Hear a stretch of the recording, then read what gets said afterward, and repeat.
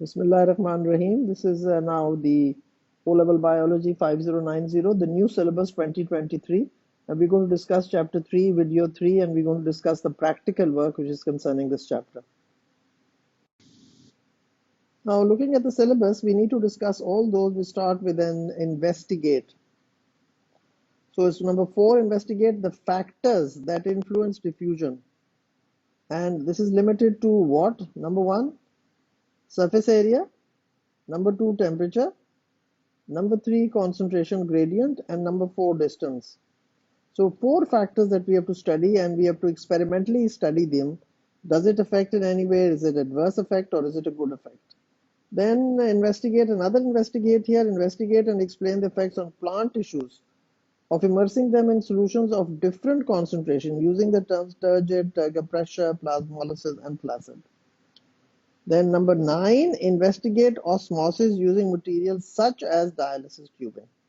So these are the 3 topics that we're going to discuss in this practical, in this video. And you must always follow the syllabus and look at the syllabus points which you need to know. Study the surface area. Now I've given you all these lot of data here. First of all, you use a block of starch agar and at least 3 centimeter thick agar, and then you cut 4 cubes. So you cut 4 cubes, and it should be 3 centimeter, 2 centimeter, 1 centimeter, and 0.5 centimeter. And I said cubes. Place the cubes into a beaker of methylene blue dye or potassium permanganate. So you can use any of these dyes. And after 15 minutes, you've left them in the dye for 15 minutes. Remove the cubes with a forceps because you shouldn't touch it because it could be damaging your skin, and place them on a white tile. Then cut each of the cubes in half and measure the depth. Now this is telling you measure the depth. Measure the depth to which the dye has diffused. Now calculate the surface area and volume ratio. Now this is of course that whole story. 1 centimeter cube will have a surface area of 6 centimeter square, volume of 1 centimeter cube. So the surface area to volume ratio is 6:1. In the 2 centimeter, the surface area to volume ratio is 3:1. And here it is 2:1. So as the cube is becoming bigger, the surface area to volume ratio is decreasing. So you cut each of the cubes in half, measure the depth to which the dye has diffused, and then you calculate the surface area and volume of each cube and construct a table of your data, and remember to state the units in the heading for each column.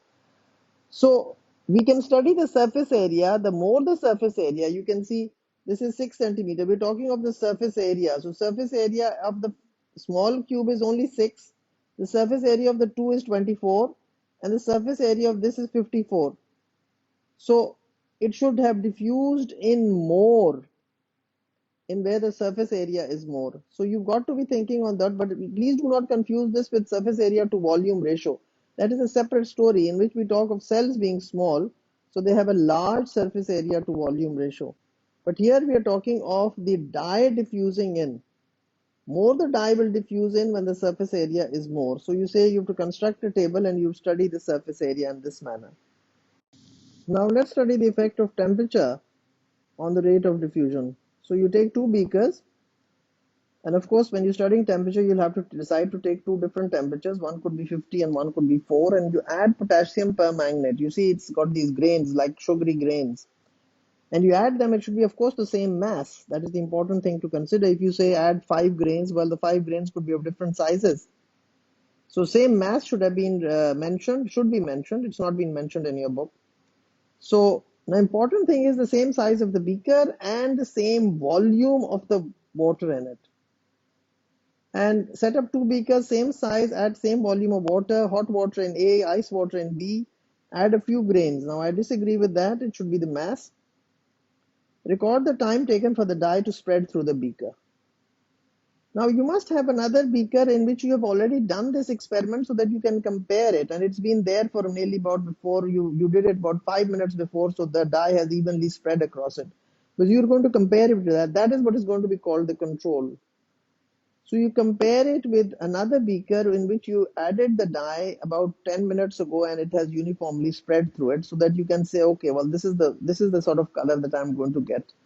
So you measure the time in 50 degrees Celsius and you measure the time in 4 degrees Celsius. Of course, in 50 degrees it will take less time. But what is the explanation for it? The explanation is more the temperature, more the kinetic energy, more the rate of diffusion. You must know the reason for it. You must know the biological or the scientific explanation for it. Why at 50 degrees Celsius would it take less time? Because 50 degrees as compared to 4 degrees means more kinetic energy. More kinetic energy, more energy for the molecules to move or diffuse. So this is the explanation for it, which you must know in studying the rate of diffusion and the effect of temperature on the rate of diffusion. Now the next experiment is going to study both the rate of diffusion, how it is affected by the concentration gradient, and how it is affected by the distance. So what we do is we push squares of wetted red litmus paper with a glass rod or wire into a wide glass tube which is at least 30 centimeter long. So this is 30 centimeter long and corked at one end so that they stick to the sides and are evenly spaced out as shown in figure 3.6. It is a good strategy to mark 2 centimeter intervals along the outside of the tube starting at 10 centimeter from one end with a permanent marker or white correction fluid before inserting the litmus paper. So you've got for the first litmus paper, then the second and the third, and they're evenly spaced, and they are evenly spaced. So they're about a difference of 2 centimeter intervals along the outside of the tube. Then you close the open end of the tube with a cork carrying a plug. Now here what we've done is we've added a plug of here is a cotton wool soaked with a strong solution of ammonia. Now this could be a 10% ammonia solution, right? 10% ammonia solution. Now you observe and record the time when each square of litmus starts to turn blue in order to determine the rate at which the alkaline ammonia vapor diffuses along the tube. So you use 10% ammonia and then you say, okay, when did this one turn red? When did this one turn red? So it took maybe 30 seconds, then 60 seconds, then 100 seconds, then so on and so forth. So you observe and record the time when each square of litmus turns blue in order to determine, you see, because what did you use? You used red litmus paper, so it's going to turn blue. So the red litmus paper turned blue, and this is what you were going to observe in each of these, right till the end. So you record the time when each square of litmus turns blue in order to determine the rate at which the alkaline ammonia vapor diffuses along the tube.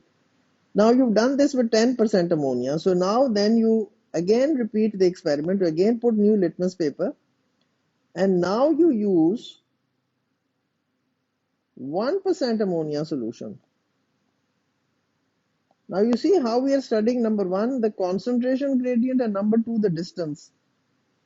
So the first time you use 10% ammonia, now you use 1% ammonia, and you see how long does it take to diffuse. So you will easily be able to understand how difference in concentrations affect, like for instance, a cell has 100 outside and 10 inside, so it's going to be faster diffusion. But if a cell has 50 outside and 10 inside, well, it's going to be slower diffusion. The rate of diffusion is going to be slower. Why? Because here it was 110. So in order to reach equilibrium, more the molecules, more the kinetic energy in them, more they will diffuse in. So the concentration gradient and distance has to be studied. And this is the way that we studied it in a practical procedure. Now the next experiment is to study osmosis. What we do is we take a 2 centimeter dialysis tubing. Dialysis tubing means it is made up of a partially permeable membrane. It's a tubing. So you tie a knot at one end to secure it so that the fluid doesn't come out of it, because you fill it with the fluid.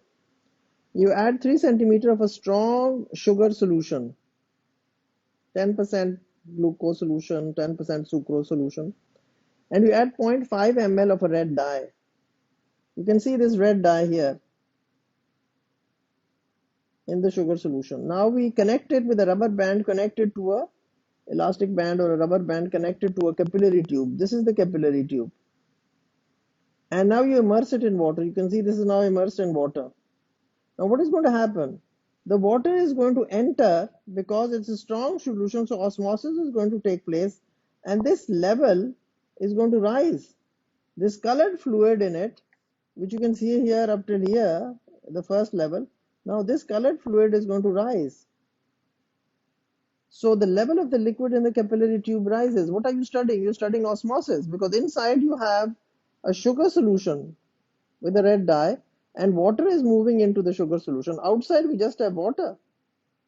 So this is studying osmosis, in which the level will rise. Now you see a lot of MCQs on this, in which you think you are studying diffusion. No, you're studying osmosis, because is dialysis tubing is a partially permeable membrane, and osmosis is the movement of water molecules from a higher water potential to a lower water potential across a partially permeable membrane. The next experiment is studying the effects of water and sugar solution on potato tissue. So you obtain cylinders of potato tissue using a cork borer, and you push the core out with a pencil. Now you get a number of potato strips. Now what you need to do is, of course, there'll be a different lengths.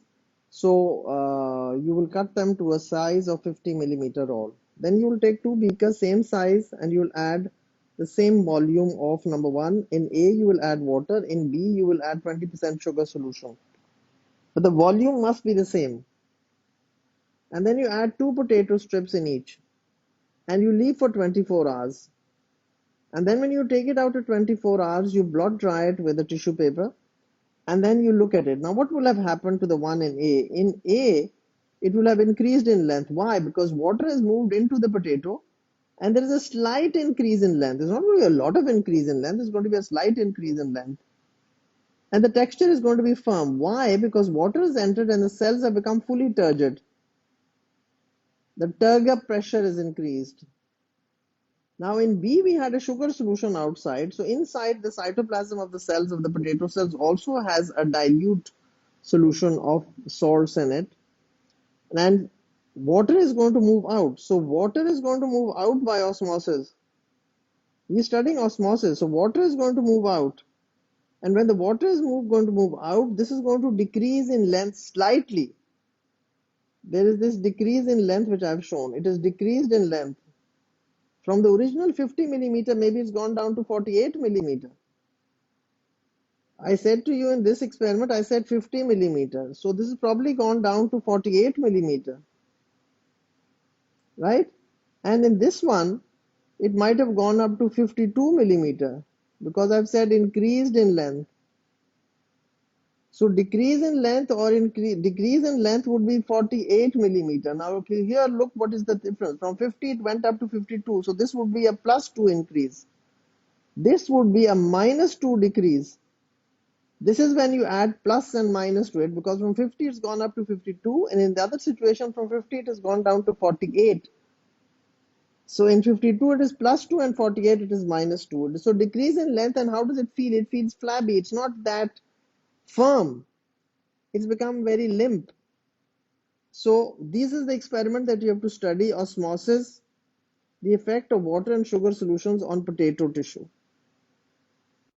Now the next experiment is the effects of varying concentration of sucrose solutions on potato tissue. Now first of all, how are we going to do this? So we're going to change the sucrose concentration.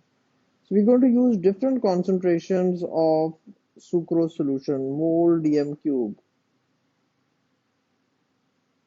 0.2 mole dm cube of sucrose solution, 0.4, 0.6, 0.8 and 1.0. So we're going to make these different concentrations of sucrose solution, and we're going to, of course, get the potato like we got the potato cylinders, and we're going to cut them to a certain length. All are going to be the same length, and we're going to use the cork borer to cut them. So we're going to then cut them all the same length, which is roughly, we're going to say 50 millimeter. Now the next thing to do is you take these. The first thing is you add the same volume of these. So in one of these you have 0.0 mole dm cube, same volume, say it's 20 ml, right? So in this also it will be 20 ml of 0.2 mole dm cube. In this also it will be 20 ml. So the same volume, that is very important. That's a very scientific procedure. that we would use the same volume. Whenever it's a liquid, remember it's the same volume that you're going to use. Then you're going to weigh the potato cylinders, and then you're going to place them in these different concentrations. So you weigh the potato cylinder, you'll weigh the first one and put it in this one. Then you'll weigh the second one and put it in this one. You'll weigh the third one and put it in this one, fourth one, fifth one, and the sixth one. And then you leave them for 30 minutes. And then you're going to re-weigh them. Does the weight increase? Does the weight decrease?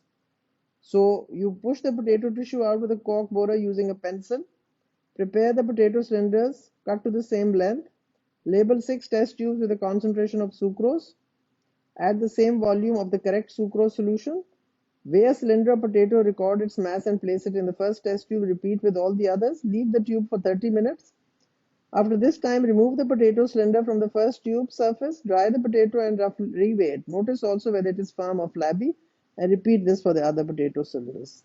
Now, what have you to calculate? You have to calculate the change in mass and the percentage change in mass. So change in mass and the percentage change in mass. So initial mass is 2 grams, final mass was 3 grams. Percentage change in mass is calculated by change in the mass, which is 3 minus 2, 1. And the mass at the start. This is the mass at the start. Change in mass over the mass at the start and into 100. So I've given you an example of this. And then, of course, what you do is you need to plot this as a graph. Now, what are we doing to do on the graph? On the graph, on the horizontal axis, on the x-axis, we have sucrose concentrations and mole dm cube. And here we have the percentage change in mass. Because you see, if the change in mass was less, then it will be a negative percentage change in mass. So you calculate the percentage change in mass and you plot a graph of this. So there will be negative as well as positive percentage change in mass. So your graph will have to allow for this. Results, the cylinders in the weaker sucrose solution will have gained mass and feel firm. One of the cylinders may have shown no change in mass. Why? Because there will be no net movement of water. So because inside the vacuole is the same concentration of the solutes in it.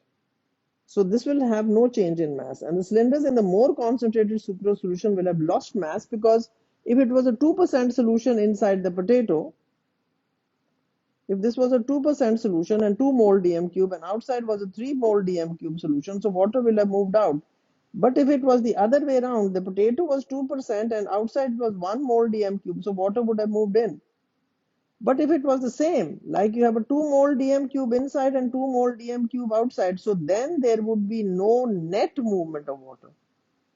No net movement of water. This is a very important biological term that we say, no net movement of water. Now, interpretation, what is the interpretation? If the cells of the potato absorb water by osmosis, there will be an increase in the mass. This is when the external solution has a higher water potential. Water molecules move into cell through the cell membrane, and the water molecules move from a higher water potential to a lower water potential. If the cells of the potato have lost water by osmosis, there will be a decrease in mass. This happens when the external solution has a lower water potential. Water molecules move out of each cell through its cell membrane, and the water molecules move from a higher water potential to a lower water potential. The cells become plasmolyzed or flaccid, so the cylinder feels flabby. So this is all what you had to know about the potato and the different concentrations of sucrose solution. I hope it is a little clear to you, and I hope that you can understand this point and you can understand this graph as well, which is very important that you plot it correctly.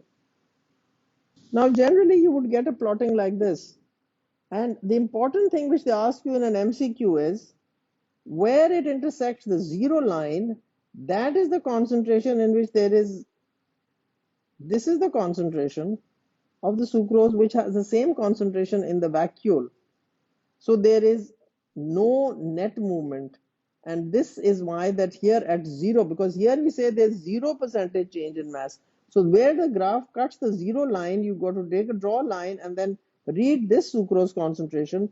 And this will tell you what was the concentration of the cell vacuole, because at that point, there was 0% change in mass. And this is how you get this MCQ, which is, of course, very mind-boggling for you. But it has to be understood, what do they mean by this MCQ. The next experiment is osmosis and turgor. What you do is you take a 20 centimeter length of tubing. This is the one which has been shown here. And you tie a knot at one end. And then you fill it up with, add 3 centimeter. So you tied a knot here at this end. And then you filled it up with 3 centimeter of 10% sugar solution. And then you tie the other end also. Now you tie the knot at the other end also. And the tube will be a little floppy because it will not be that full. Now you place this in a test tube of water. You can see here we placed it in a test tube of water. And you leave it for 30 to 45 minutes. And then you remove the dialysis tubing. Now what has happened? Water has moved in.